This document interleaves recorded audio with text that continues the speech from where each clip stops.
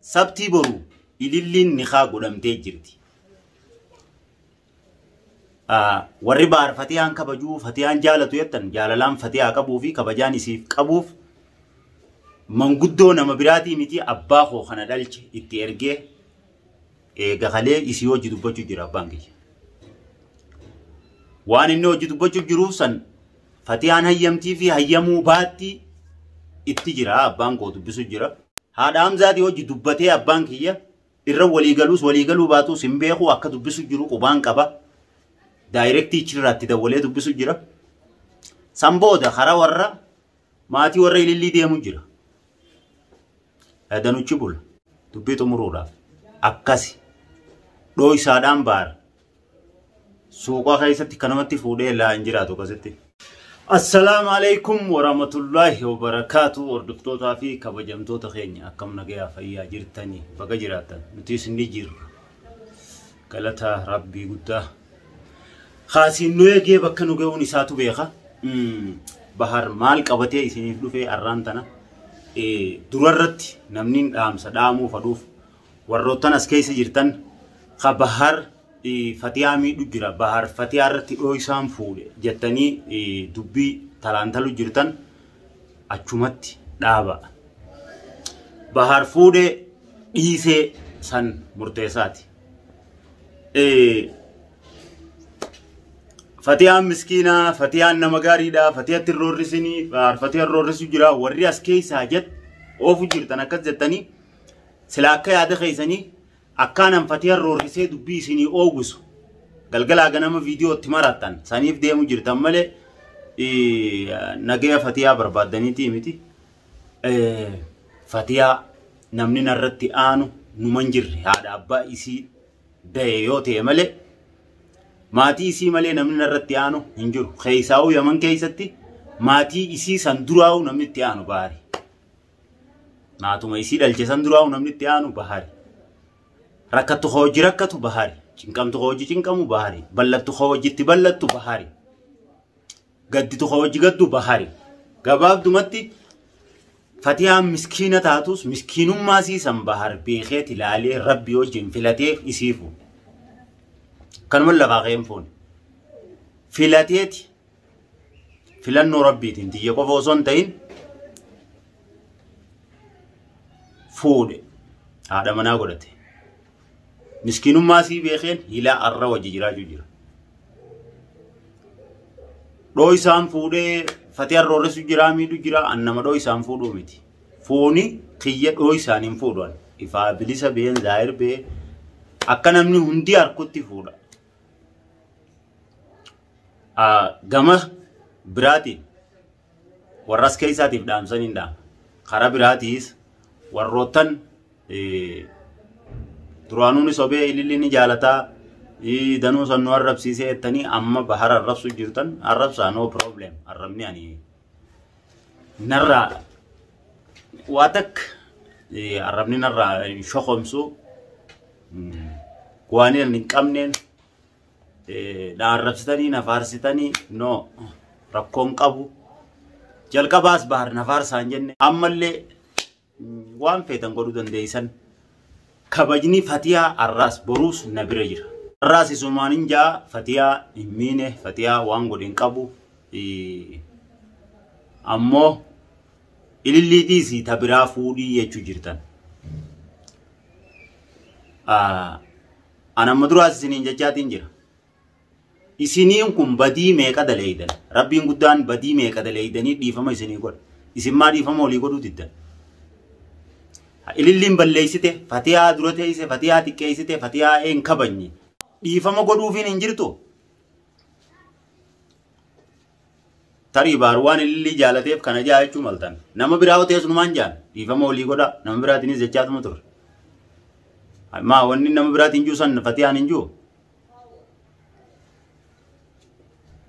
Tunsan qabdi. Urmii tanaan dhalaa ilmaan reedhaa urmii tanaan akkasii maal urmii tanaa miti anaa majjaatamii tun hin fuudha maali. Urmii nama jiru tana dhiisii anaa majjaatamii tun fuudha fedhin hin fuudha obsammaan tuna dorga.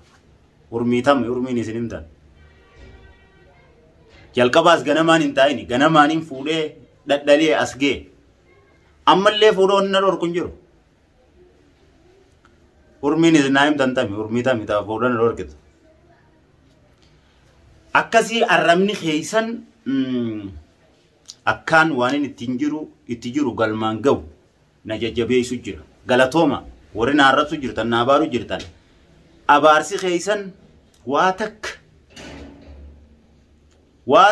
mee qabriin si haa nyaattu warri jettan mee qabriin san guyyaan kiyya ga'u malee mee na haa nyaattu. Lainnahu sharrii takka hin daleenye badii takka hin qabu. Lammada abaarsi kee waa takka sii warqees hin beeku ati tana abaartu. Abaarsi waa takka. Akkanuma naguma rabbii anamma yoon qilleensarran nama abaare waa takka abaarsi qiyyeessan namatti hin ta'u. Sanirraa abaarsa wanni fideen jiru. Haati Hamzaatu na abaarutti hin jirtu. Si dhiisi. Kunoo manaan jira. Na abaarutti hin jirtu isiinuu. Baarilli ni fuudhuuf deema. Kunoo har'aan isinii hima. Guyyaan boruu kun guyyaan har'aa jimmata. Sabtiin boruu ililliin ni haa godhamtee jirti. Akkamirraa laaltan.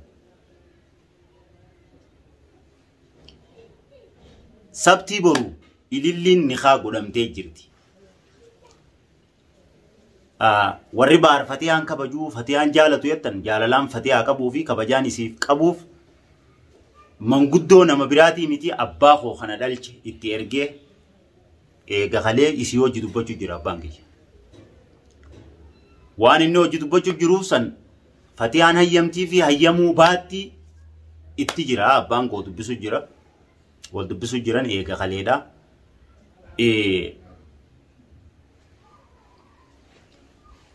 Saniifuu waliigaluu baatanii hin beeyne gama biraatiin ammoo abbaan kiyya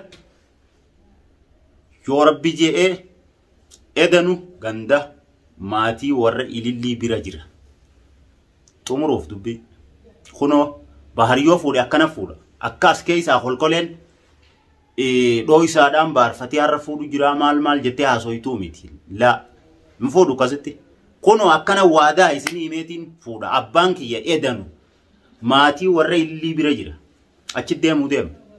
Dhaqee dubbii xumuruudhaaf. Akkasi fuudha baar kunoo. Dhooyisaadhaan fatee har'a fuudhee fatee miidhee la. Haadha Hamzaatii hojii dubbatee abbaan kiyya irra waliigaluu baatus hin beeku akka dubbisu jiru qubaan qaba. Daayirektii ichirraatti dawwalee dubbisu jira. San booda hara warra maatii warra ilillii deemu jira. Danuchi bula. Dubbii xumuruudhaaf. Akkasi. Dhooyisaadhaan baara. Suuqaa keessatti kanamatti fuudhee laa hin jiraatu akkasitti. Ta fuudha kiyyaa akkasitti dubbiin dhumuu deemti.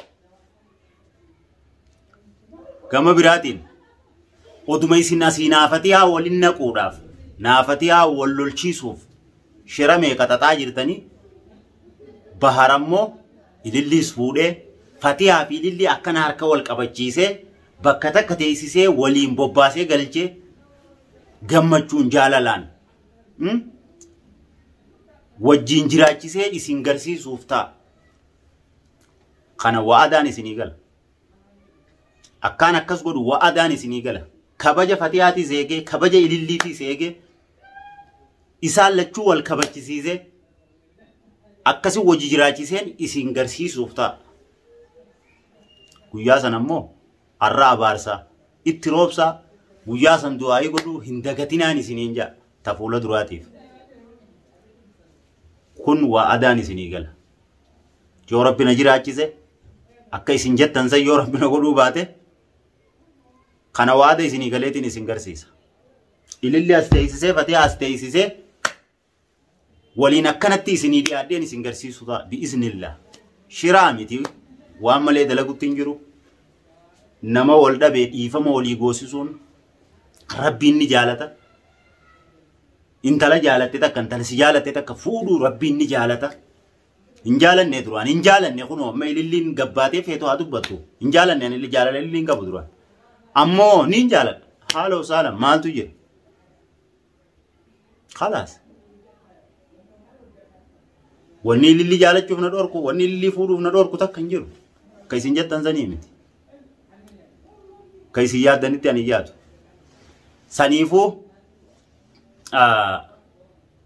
obboleeyyan kiyya arallee kabajaan isiniif qaban warri as keessaa waa dubbachuu jiru arallee borullee kabajaan isiniif qaba tadhalaa tadhiiraa baarfatee miidhee baarfatee akkasii dhaaba dalagaatee isanii miti miidhus anaan miidhee khalaas isiniin naa kanneen fatee miidhin jettanii koy isiniitu naa kanneen fatee nama gaarii fatee miskiina baarakkana fatee ardoo isaan fuudhu jira jettanii warri viidiyoo waraabdan isiniitu fatee miskiina jabee isii jee isiniin naa kanneen isin raayin fuudhee gaafasan beeytanii hin beeytan eekkan tala Oromoo takkatti kobboleetii teessanii takka cinaa dhaabbannoo yotta yoo roorroosii gartan cinaa dhaabbadda odoo roorroosiin harkin dibbee goggoytuun tumina isin hin laallatu waan isin hin laallanne keessan galina baar balleessi tanaan koottaa na gaafadha akkaan itti balleessisan na amansiisa isiniif fudhata baara sandamnaan ammoo ililliin fuudhini kuni badii miti irraana dhorkuun dandeessan hammaatti tolti waan inni godhe jeesan godheeti ilaala ananaa gaafa ijoolleedha ummaan tiyya ibiddi nama gubaan tuqin gaafa jettu akka nama gubu nama tuqee laalu waan irraana dhorkaniif nattola waan irraana dhorkan akkami akkasitti ibiddi nama gubaan tuqini yennaan nama tuqee laalu mee namani gubaa hiijee ililli namtuudha badduudha tamam kun murteekooti fuudhuun eegana dhufti fuudheen laala hammaatti tolti mirgasiiti isii taatee bulti bulte isii taatee buluu baatti Allah iftaalee ni deemti akkasi hammaattus toltus baar waan nin godha jee ammoo ni godha arrabni as keessaa baar maal godhu jira mintaaroo godhu jireettanii dibbee goggoytuu tumtan akkumaanii lillii fuudhuun hamileena godhaa jira malee if duuba xiqqishta akkanan deebifne warri immoo fatiyaa bahar fatiyaa miidhini yoo fuute tabiraa fuudhiyattan obboleeyyan kiyya naaf galatooma ililluma kalee bakka tana deessee fatiyaa dhaadette saniin akka isiin haadha siin laaltee fatiyaa wajji jiraattu isii godhuu ta'anii lillii akkamirra laaltan haadha sii ta'isii deesse sanitti hangas takka fatiyaa akka isiin kabajjee mataa kana gubbattiin fatiyaa deemtu ani sii godha arkuuf teessan guyyaa takkaaf akka isiin akkana ija hamtuun fatiyaa laallee isii godhee isin garsiisan haadha namni hangam takka kabaje akka haadha isii deesseetti akka isiin fatiyaa kabajjee wajji bultuun godhuu ta'a kun yaadaan isinii gala abdii sittiin qabaniin godhaa rabbii wajjin guyyaa san nuti kanan seenee jechuuf teessan dhuga warri fatiyaa irraa sodaachuu jirtan fatiyaa irraa sodaachuu fi intalti tun fatiyaaf hin taatu siifillee hin taatu jechuu fi ammoo keessa dabartanii waan barreessaa jirtan if beeytan daawwattoota keessaayis ilaa sadarkaa sanii wanni isin gee isinis numaa hin jiru hammaattee toltee isinis intala Oromooti anis ilma Oromoo fatiyaanis intala Oromooti isiniif walqixa ammoo namni namummaa isaatiin madaalama naam niin beeka fatiyaan miskiinaa fatiyaan nama gaarii jettanii baarii olitti ililli olin madaaluun keessan naam bahar ta'us akkasuma nama madaala odoo namni walqixaa namummaan namni nama madaala naam fatiyaan dhugaa na caaltii lilli caaltii niin beeka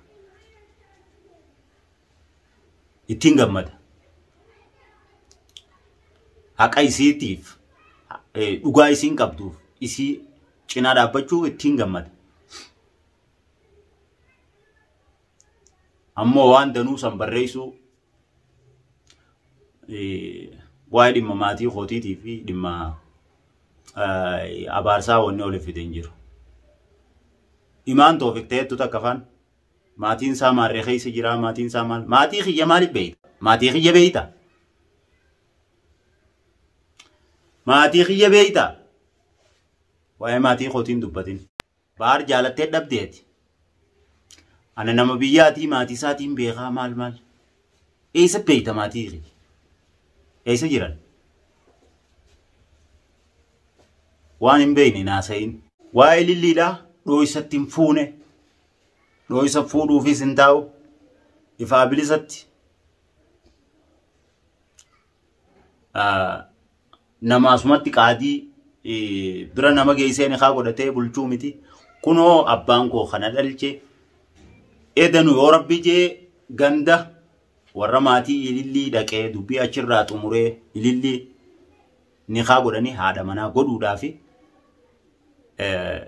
akkasitti xumuramti dubbiin ilillii fi bahar malee akka isin as keessaa jechuu jirtan sanitti dhoo'isatti bahar fuudhee kanuma ilillii hojii jiraachuu jira kafatiyaa quban qabnee akka isin jettan sanitti dhumuun deemtu. Ammoo kabajaan fatiyaa qabuu fi jaalalaan fatiyaa qabuuf as bira dabree abbaa koo kana dhalche fatiyatti ergee eega kalee fatiyaa wajji akka inni dubbachuu jiru qubaan qaba. Amansiise moo amansiifne waan hin jeen san Allahu aalam hin beeku. Saniifuu waan hin taane keessan galina dirqiidhaan nama walitti hin naqina. Akkumaan amma dura amansiisetti ililluma tanallee namni fatiyaarraa gabbuusee amansiisuu taa'u ana. Taa waliin nu laala. Guyyaa bahar ammoo fatiyaa miidhe sababa ililliitti fatiyaa miidhee jaa waan feetanillee naan jaa. Odoo ammoo waan san hin garree waan hin taane hin borcina. Waan hin taane keessa galtanii hin borcina. Kun dhaamsa kooti. Taa waliin nu laala. Baarfatiyaan miidhaa tana yoo dhugumaan ka sodaattan taate guyyaan ani miidhee na faddaa. Ilillii fuudhuun ammoo fatiyaa miidhu yoo beektan kun dogoggora keessani. Malee dogoggora kootii miti.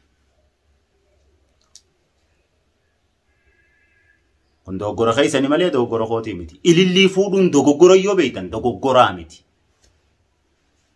Amansiiseen jira keessa kootitti dogoggoraa miti jee. Maaliif dogoggora hin ta'in? Namni lafa tanarratti ilillii qofaame kana balleessu. Hundi waliin balleessa. Deebi'ee dhiifama walii godha. Jecha waliin jechuu dhiisi hijaa meeqa haa wal godhu jiru nuti dhiifama walii goosisutti hin jirru. Sun maali namaami? Nu nama waa meeqa nu godhee dhiifama godhutti hin jirru.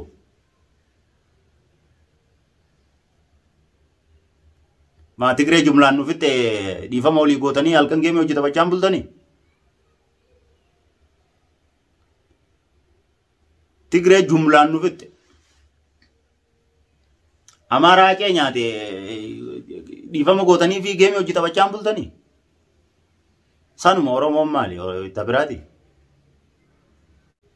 Nuti nama akkasiiti Oromoon. Dhiifama namaa godhuu keessa nama goota meeqa nurraa dhabamsiise. Ka deebinee harkachuun teenye. Amata meeqatti. Amata dhibban nama akkasaa kan harkanne warra nurraa nyaate. Dhiifama gootanii halkan geemee hojjetabachaan bultanii dhiifama gootaniifi. Sanuma Oromoon kabiraati maali? Baaris sanumarraa tokko. Akkasii ililliin nama najjeefne fatiyaa ammoo dura teessee kabajaa dhabdee fi dhuga afaan itti dheeratte. Afaan itti dheeratte san anis nin beeka sammuu koo keessa jira. Afaan isiin itti dheeratte san ishii fatiyaa waan ati jette niin godha. Akka isiin jettee kabajaan akka haadhasii kabajee wajji bultu ani godhuudhaaf wa'adaan isinii gala isinitti hin dheeradhu. Assalaamu alaikum warahmatullahi wabarakaatuh.